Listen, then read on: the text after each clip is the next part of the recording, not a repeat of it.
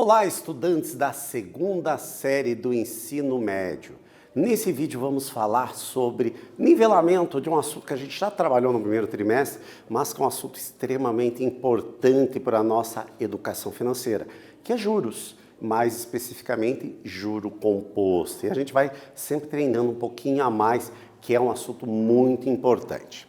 Porque os juros podem ser causadores de muito desequilíbrio dentro do nosso orçamento. Então a gente precisa saber trabalhar muito bem com ele. Então o que a gente vai trabalhar? Quais são os nossos objetivos nesse vídeo? Compreender esse impacto que vai ter dos juros sobre o nosso orçamento, relembrar o método 50, 30 e 20 e compreender situações, problemas que envolvem juros compostos no nosso dia a dia, na nossa vida financeira cotidiana. Então, primeira vista, porque o juro normalmente está relacionado exatamente com compras a prazos ou financiamento de bens móveis e imóveis que a gente faz. Então, a primeira coisa que a gente tem que entender bem é exatamente essa dicotomia, essa diferença entre o comprar à vista e comprar a prazo. Quando a gente compra à vista, é muito bom. Por quê? Porque você não vai pagar juro e ainda você pode negociar bons descontos sobre o valor à vista. Só que muitas vezes não é possível você comprar à vista, né? Porque você precisa de um bem e você ainda não tem o total daquele dinheiro. Ou acontece uma emergência, você utiliza o carro e o carro estraga, você não fez um planejamento, não tem uma reserva, você vai ter que financiar o conserto desse carro. Ou eu preciso de um bem rapidamente, então eu vou ter que fazer uma compra a prazo. Só que quando a gente faz a compra a prazo, a gente tem que tomar muito cuidado com os juros que estão embutidos. E está muito claro que existem duas taxas ali sempre quando a gente faz o empréstimo. O que a gente chama de taxa nominal e taxa efetiva. A gente tem que sempre estar olhando essa taxa efetiva, que é exatamente o que a gente vai pagar, tá? Mas, então quer dizer que a gente não deve comprar a prazo? Não, não quer dizer isso. A gente tem que sempre analisar os prós e os contras que a gente vai ter durante essa compra. Em certos momentos, se você pode aguardar para comprar um determinado bem, ou seja, você fez um planejamento financeiro para isso, é bem mais interessante, porque enquanto está aguardando, você pode estar rendendo juros positivos para você. Agora, tem situações onde não dá para esperar primeiro reunir todo o dinheiro para daí adquirir. Então, as duas formas de compra são muito importantes e vão acontecer na nossa vida inteira. A gente só tem na hora que optar saber se eu posso esperar ou não há possibilidade de esperar, tá? Então, sempre aqui é uma dicotomia que a gente tem que sempre fazer as discussões para ver o que é mais interessante.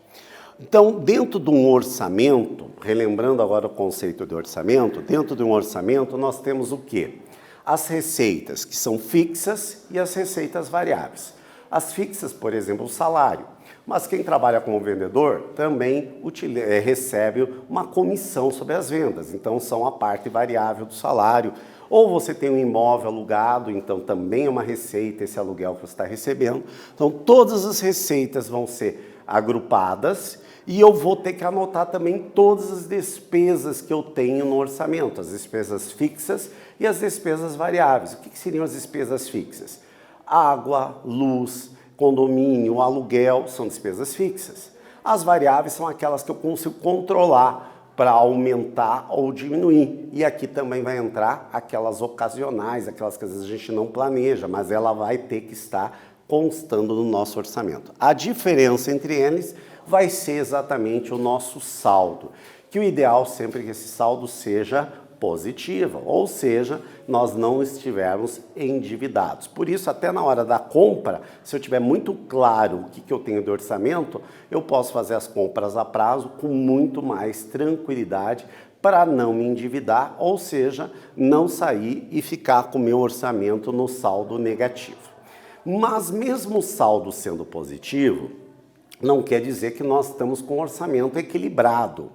Porque a gente tem que ter um método de organização que vai associar ao nosso orçamento, que a nossa sugestão é usar o método 50, 30 e 20. O que seria esse método? Imagine que a sua receita seja de R$1.000 por mês. Estou usando um valor bem fácil da gente associar valores. Os essenciais, os gastos essenciais vão corresponder a 50%. O que seriam os gastos essenciais? Comida, aluguel, transporte, seria um exemplo de gastos essenciais. Ou seja, dos R$1.000, R$500 vocês vão utilizar para esse fim. Daí nós temos a parte dos desejos pessoais. Você quer comprar uma camisa, alguma coisa que tenha a ver. Você tem necessidade, mas são aquela necessidade que eu posso até de vez em quando abrir mão. Por exemplo, jantar fora, almoçar fora, né? Que eles vão ser os que a gente chama de desejos pessoais, que ele vai corresponder a 30%. Se eu recebo R$1.000 de receitas, eu posso gastar nisso até R$300. E os investimentos e emergências, que seria um fundo lá para exatamente cobrir aquelas despesas eventuais ou eu aplicar para atingir metas futuras. Compra de um celular novo, compra de uma televisão, daí a gente está fazendo um planejamento de compras. Isso a gente tem que ter 20% no orçamento, ou seja, dentro lá tem que estar sobrando de saldo no mínimo 20%, que de R$1.000 corresponderia a R$200. Esse método é um método bastante interessante para a nossa organização financeira e vai facilitar muito para esse equilíbrio financeiro que a gente tem. A gente tem que sempre lembrar que os juros sempre podem ter um impacto muito forte no nosso orçamento, principalmente o juro pago. O juro recebido, você só está aumentando o capital, tá?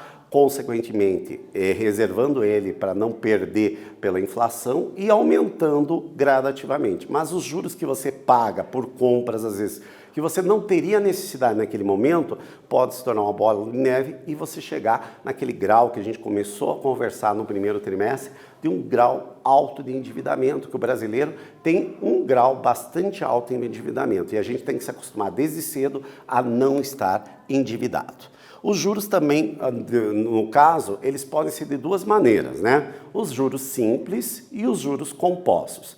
Qual a diferença entre eles? O juros simples não há capitalização do juro, ou seja, durante o período que está lá, ele não rende juro sobre juro, apenas sobre o capital. Então, como é que a gente calcula esse juro? O juro vai ser capital, a taxa e o tempo. Lembrando que para substituir aqui, a taxa tem que estar em decimal. Então, se eu estou lá trabalhando com 10%, tem que fazer 10 dividido por 100, vai dar 0,1 que eu coloco na fórmula. E a segunda coisa que a gente tem que tomar cuidado na fórmula é que a taxa e o tempo tem que combinar. Se a taxa está em mês, o tempo tem que estar em meses. Se a taxa está em anos, o tempo tem que estar em anos. Já os juros compostos é aquele que é a capitalização do juro. Por exemplo, se o rendimento for mensal, no primeiro mês lá eu apliquei R$100, rende 10%. No final do primeiro mês eu vou ter 110. No segundo mês, o montante vai ser 110 no final do primeiro mês. No segundo mês, o juro já vai ser feito em cima do 110, não sobre o 100. Então vai estar juro sobre juro. Então é o que a gente chama de capitalização de juros. E como é que a gente calcula os juros compostos? Através da formulazinha. Montante é igual a capital mais mais a taxa elevado ao tempo. Lembrando aquela mesma coisa que a gente falou no juros simples, a taxa tem que estar em decimal, então lá está 5%, 5 dividido por 100, 0,05, e a taxa e o tempo tem que estar combinando. Ou seja, se a taxa estiver em meses, o tempo também em meses. Se a taxa estiver em anos, o tempo também em anos. Tranquilo? Bem, vamos agora a um exercício aplicativo desse conceito. Determinado capital gerou, após 24 meses, um montante de R$15.000. Sabendo que a taxa de juros é de 2% ao mês, determine o valor deste capital. Bem, relembrando, montante é o quê? É a soma do capital mais o juro. Vou dar um tempinho para vocês resolverem e já voltamos para ver o resultado.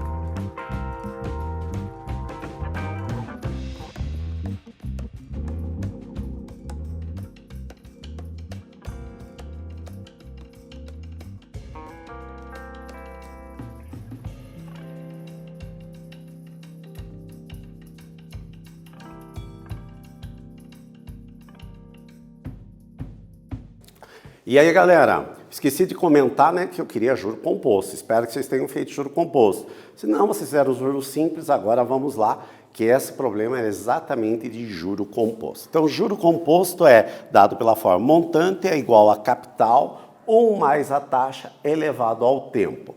O capital, a gente sempre tem que organizar o raciocínio, o capital aqui nós não conhecemos, é exatamente o que a gente quer. O montante, 15 mil. A taxa, 2%, tem que transformar em decimal, e o tempo, 24 meses. Então, agora vamos organizar o raciocínio do que a gente tem. O capital que a gente quer, tempo 24 meses, montante 15 mil e a taxa 2%. 2% dividido por 100, 0,02.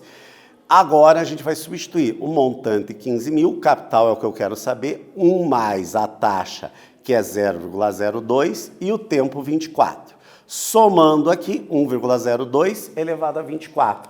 Aqui, obviamente, vocês vão utilizar o quê? Uma calculadora. Pode ser a calculadora celular. Nesse momento, o nosso objetivo não é fazer a continha, é você entender o conceito. Então, pode-se utilizar, sim, da calculadora.